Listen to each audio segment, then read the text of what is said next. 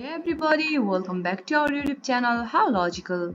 In today's video, I'm gonna show you guys how to log into your Affin bank account.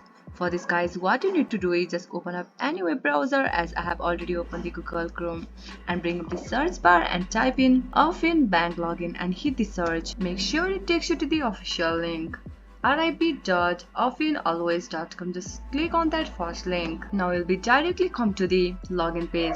Over here you guys need to enter your username. In case if you forgot your username, just click on forgot username. From here you can recover your username. Similarly, from forgot password you can recover your password.